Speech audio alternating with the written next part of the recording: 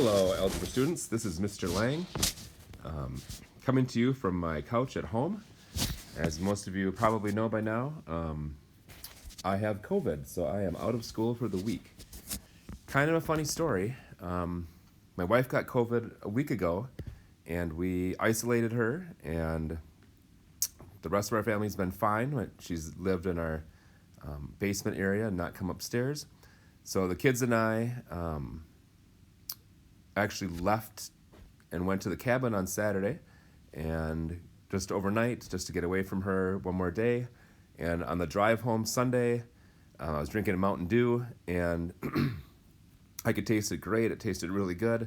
I hadn't had a Mountain Dew in a while, a couple of years actually. It was, it just tasted great.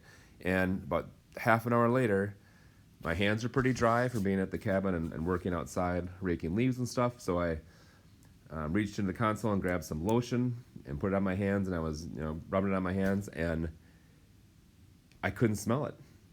And I asked my son, who was sitting next to me, I'm like, "Can you smell this lotion?" He's like, "Yeah, Dad, it's really strong." And I couldn't smell it.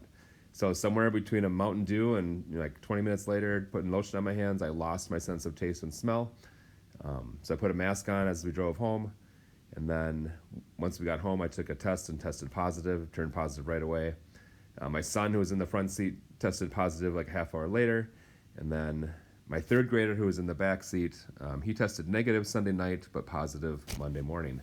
So our whole family now has COVID. And the good thing about that, like your whole family having it, is that we all were able to hang out together. We can be together without wearing masks. No one has to isolate because we all have it at the same time.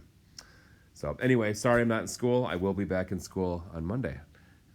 I appreciate your good behavior for any substitute teachers that you have. So the lesson that you need to do for this week is called the Quadratic Formula. I'm not sure if you've done this before, but it's a very famous part of being an algebra student. I think I told you one of the things I remembered from my ninth grade years in 1984 was factoring. And the other thing I would say is the quadratic formula. This is one thing that has just stuck with me over the years. It will be on the ACT test someday for you, or on a college entrance exam. It's a very important topic. Everybody who studies algebra needs to know this, okay? So pay attention, please. This is just an example for you. The equation graph to the right is a parabola, right? And that's the equation right there, the y equals x squared minus 14x plus 45. Remember, to find the x-intercepts, we would set this equation equal to 0 and solve it. And the way we would solve this, remember, is we would factor it. So we put 45 over here, negative 14 here. Figure out what two numbers go into those that add up to negative 14, but multiply to be positive 45. It'd be negative 5 and negative 9. So remember, my factors would be x minus 5, x minus 9. And then my solutions, remember we use the zero product property to find what makes those 0. And those are actually, remember, the x-intercepts of the parabola. So one thing I want to explain to you is that when we're finding the solutions to this equation, the solutions are just a fancy way of saying we're trying to find the x-intercepts, okay? And as you move forward in math, this is something that you'll be constantly doing, is finding x-intercepts, and not just of parabolas, but of many different types of graphs. So anytime we say the word solutions, what we're really talking about is we're trying to find the x-intercepts.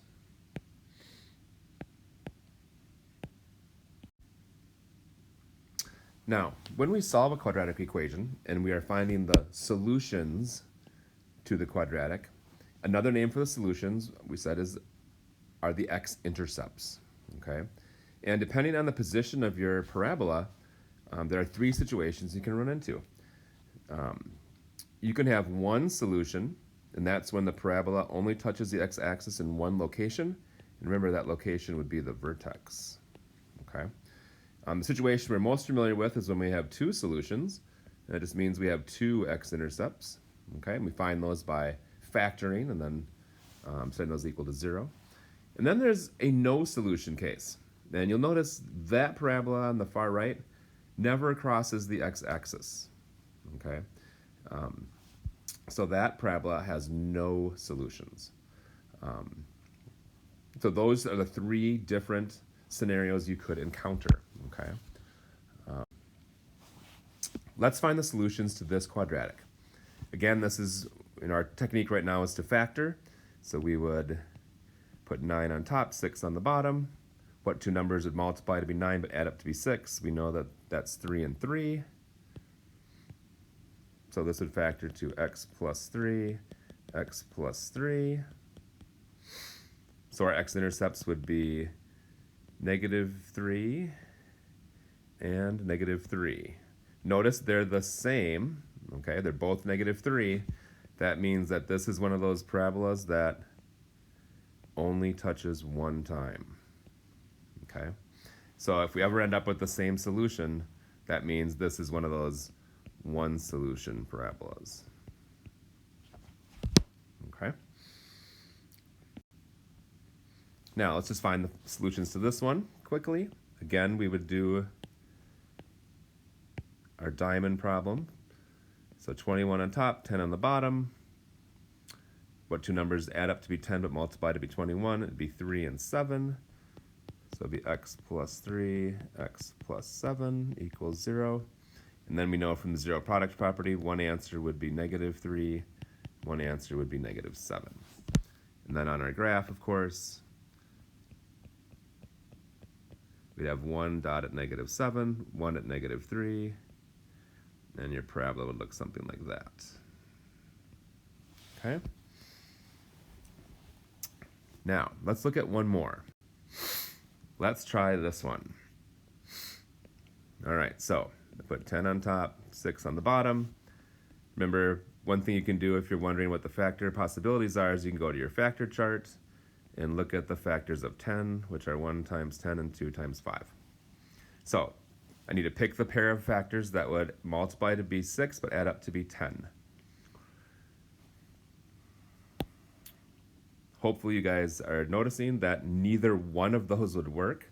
If I use 1 and 10 as my factors, they multiply to 10 but they add up to be 11. That won't work. And if I use 2 and 5, they do multiply to be 10, but they add up to be 7, not 6. So this is what we call unfactorable. Okay? Which means that right now, we don't have a method of solving this equation. Okay? But that's where the quadratic formula comes in. The quadratic formula gives us a method of solving any quadratic equation. So there's another way to find solutions to a quadratic. Besides factoring, it's called the quadratic formula. And the quadratic formula is super famous. You can go anywhere in the world, any country in the world, and they know what this is. Any language in the world knows the quadratic formula. This method can be used on any quadratic to solve it, but it can be especially helpful when our quadratic is impossible to factor, like that example I just showed you. But it does work on any quadratic, so we can use this anytime. It's a substitute for doing the factoring method. Okay, so here's the quadratic formula. The actual formula is on the right, okay, circled in blue right now. On the left, this is just where you find the values to plug into that equation. The a, remember, that's the number in front of the x squared. B is the number in front of x, and c is the number by itself. If you look carefully at the equation here, it's just b's, a's, and c's, okay? B's, a's, and c's. The 2 in the formula and the -4, those are always there. They're part of the formula. They never change. This plus or minus simply means that when we're solving this equation, at the very end, we may add and subtract to find 2 answers, okay?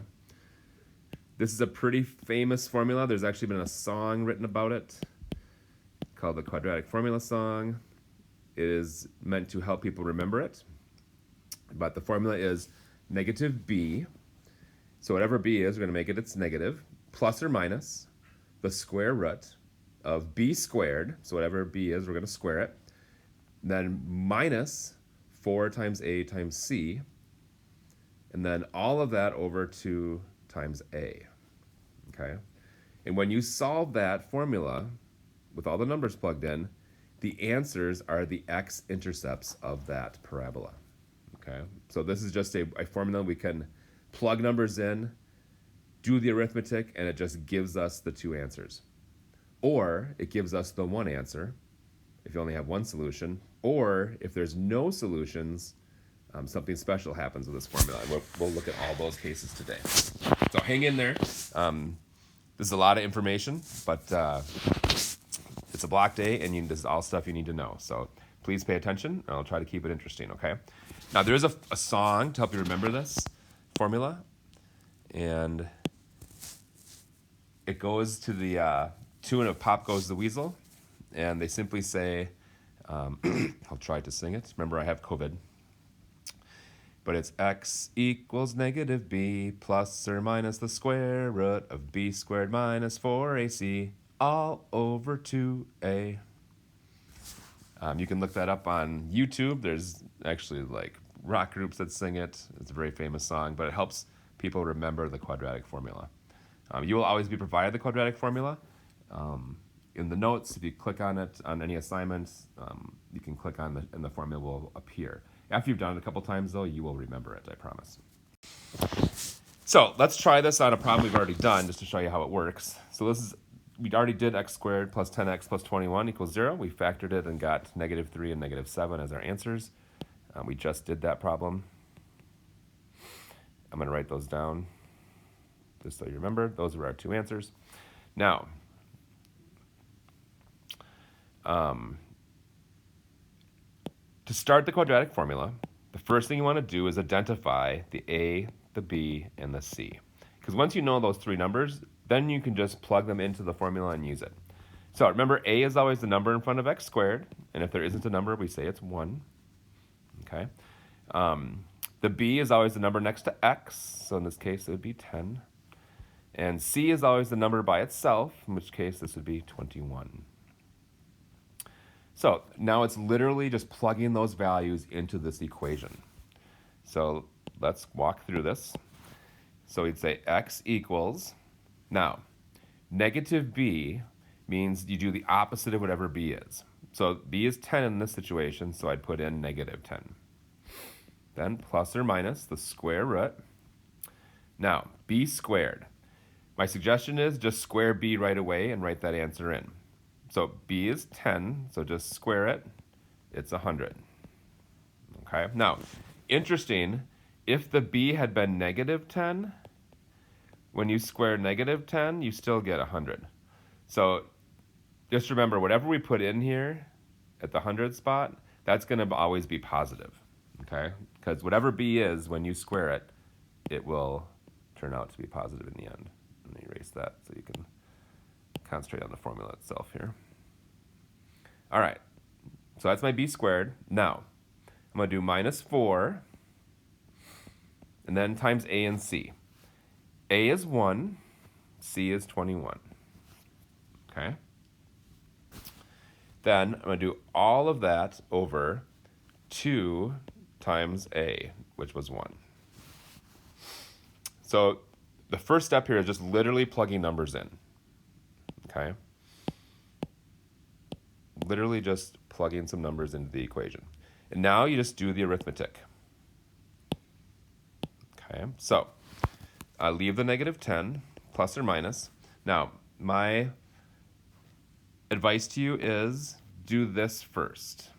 All the stuff I'm circling in blue. So do negative 4 times 1 times 21. Okay? Even though it's 100 minus 4 times 1 times 21, treat that negative sign, or the minus sign, as a negative sign attached to the 4. It'll always work. So negative 4 times 1 is negative 4, and negative 4 times 21 is negative 84. So in my equation, I'm going to put 100 minus 84, and then on the bottom, 2 times 1 is just 2. Now, 100 minus 84 is 16.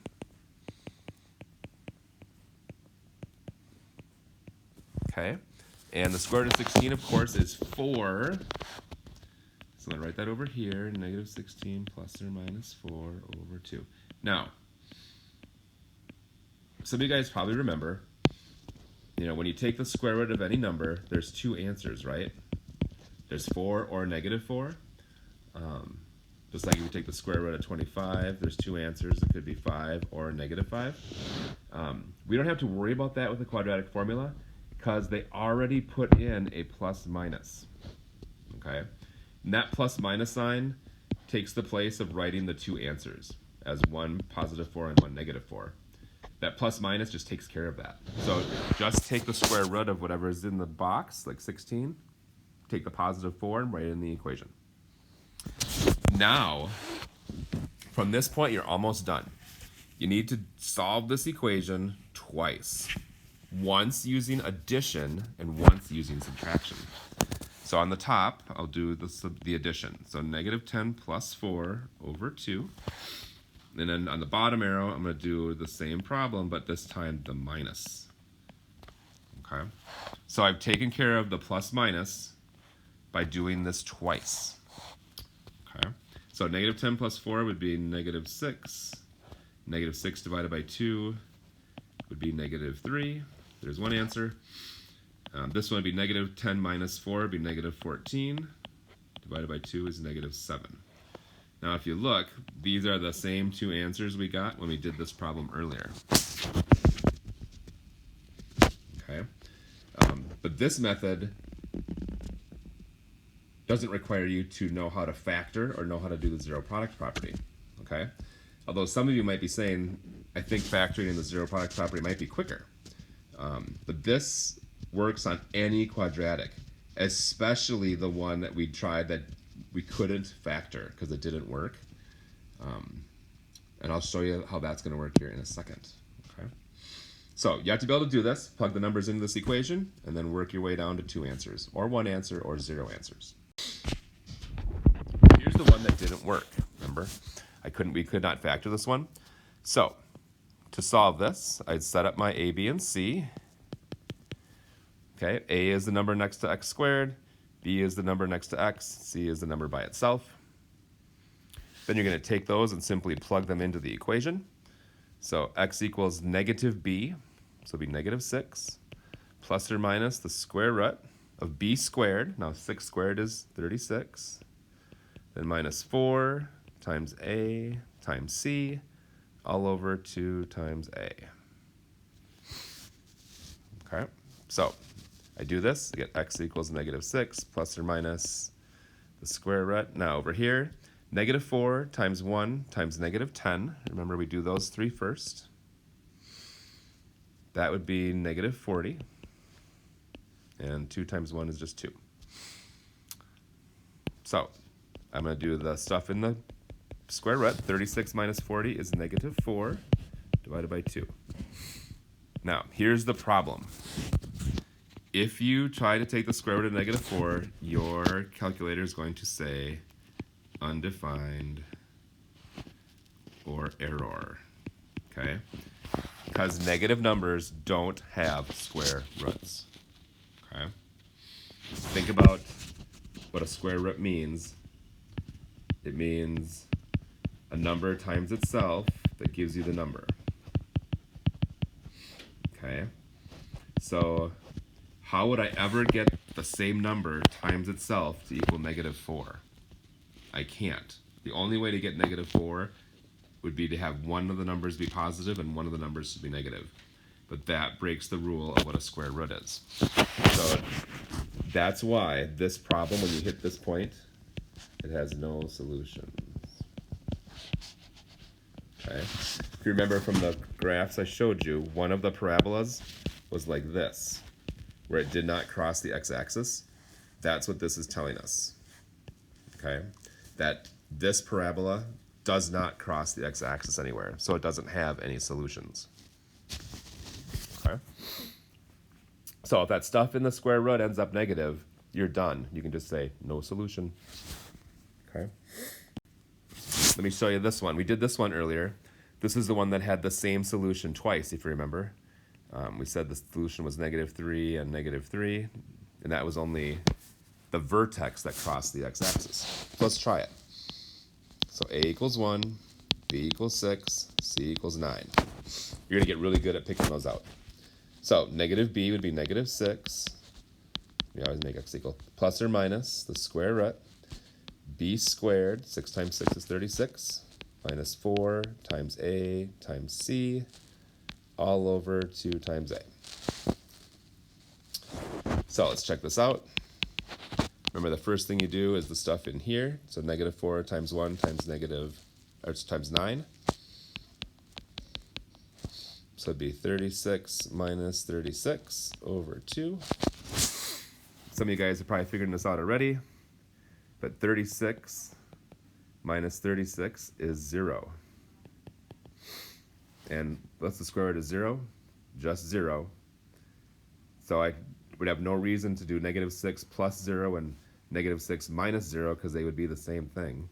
So my answer ends up to be just negative 6 over 2, which is negative 3.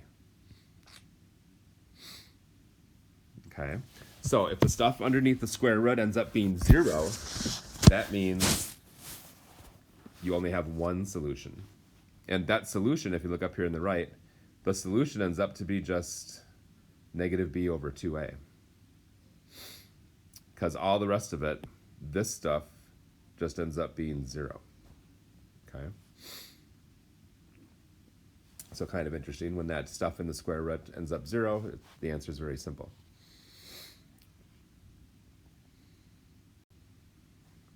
All right, so the part of the quadratic that's in the red box, okay, this is called the discriminant. The value of this determines how many solutions the quadratic has. Okay? We just looked at, the three situations. If that stuff in the red box ends up being a number like 4 or 16 or 25, we can take the square root and we'll end up getting two answers. Okay? So if that stuff, the b squared minus 4ac, if it ends up being positive or greater than 0, there's going to be two solutions. Because when I take the square root, I'll get I'll get a value that I can plus and minus. If that stuff in the red box ends up to be less than 0 or negative, remember the one we just had that was negative, then there's no solutions. Okay? And if that stuff, the b squared minus 4ac, if that ends up being 0, that's a situation where there's only one solution. Okay? So we might end up with two solutions where it crosses twice and we'll be able to find both of them. You may end up with a situation where it's no solutions, and that's when the parabola does not touch the x-axis at all. Or you can end up with the one solution case, where the parabola just touches one time. Okay? And all of that can be determined by finding the value of the stuff that's in that red box that we call the discriminant. Okay? So that value, a lot of times when people are using the quadratic formula, they compute that number first, and if it's 0, they know there's only one solution, and they can do the negative b over 2a. If it's less than 0, they know there's no solution, then they can just stop right there. Or if it ends up being a number that they can take the square root of, like a positive number, then they know they just finish the quadratic formula and use the plus minus, and they can find the two answers. So that can be super helpful. Now, sometimes you'll be given an equation that is not quite ready to be put into the quadratic formula. For instance, this one has x squared plus 2x minus 7 equals 8. In order to use the quadratic formula, the equation has to be, I'm just making this one up, has to be set equal to 0. Okay? There can't be anything on the other side of the equal sign but a 0. So this doesn't work because there's an 8 over there. So move the 8 to the other side of the equation first, then you can enter the values into the quadratic formula. So that's one thing we'll try to catch you on in the homework, is we'll start with the equation looking like that and make sure you move it into the correct form. So to do this one, since it's not equal to 0, we would have to subtract 8 from both sides. Okay, those cancel. That gets me my 0. And then I'd have x squared plus 2x, and then negative 7 minus 8 would be negative 15.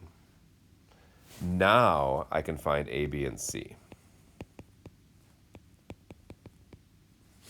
A would be 1, B would be 2, C would be negative 15. Now I can plug these into the equation. So I'd have x equals negative b. B was positive, so it turns negative, plus or minus the square root of b squared minus 4 times a times c all over 2 times a.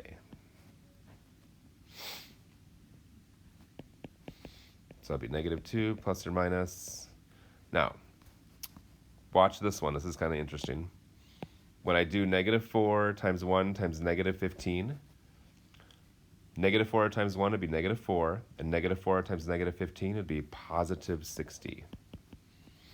So it's possible that I end up adding underneath that square root. So that'd be x equals negative 2 plus or minus 4 plus 60 is 64. Now, that 64 is positive, so that means I'm going to have two answers. Okay, remember, if this stuff into the square root ends up positive, that gives me two solutions. So the square root of 64, you guys know that's 8. So it'll be 2 plus or minus 8 over 2. So one answer will be negative 2 plus 8 over 2. And one answer will be negative 2 minus 8 over 2. So that's 6 over 2, that's a 3. This is negative 10 over 2, that's negative 5. So there's my two answers. Okay.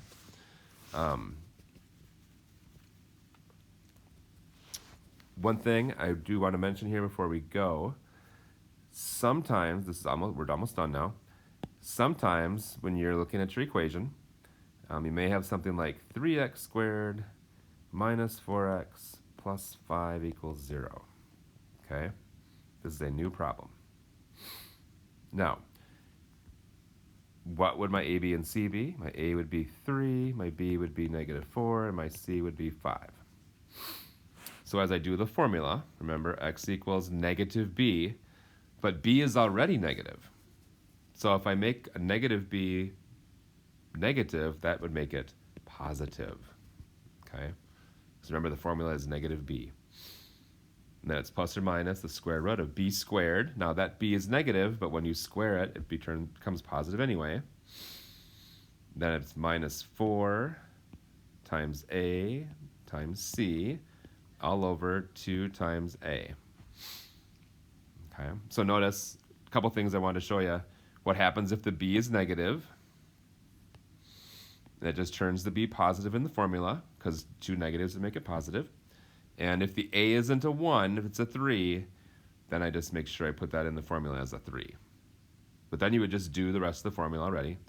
I could do this quick. Before, plus or minus. When I do these 3, that's going to be negative 60 over 6. And 16 minus 60 is negative 44. So you can probably already tell me, if that number is negative, that means there's no solutions.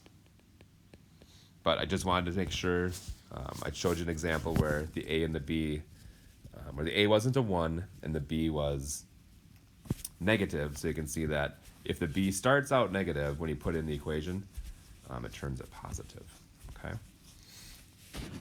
I really appreciate you guys hanging in there. I know this was kind of long, but unfortunately, it's just a long lesson. So you should now be able to complete homework 11 homework 1 and 11 homework 2.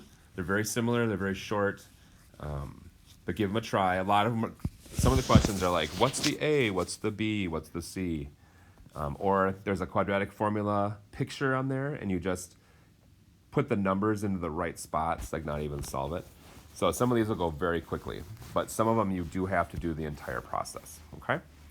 But these should be completed by Monday, and today is the block day, so that gives you 3 or 4 days. So get those 2 done. Then we're only 1 assignment behind, even though I was gone for a week. I know Friday is the Valley Fair field trip. Have fun, those of you who are going. Those of you that don't go, I'll see you or the sub will see you in class. Looks like I am going to have a sub Friday. And I will be back in school on Monday. So good luck on the quadratic formula.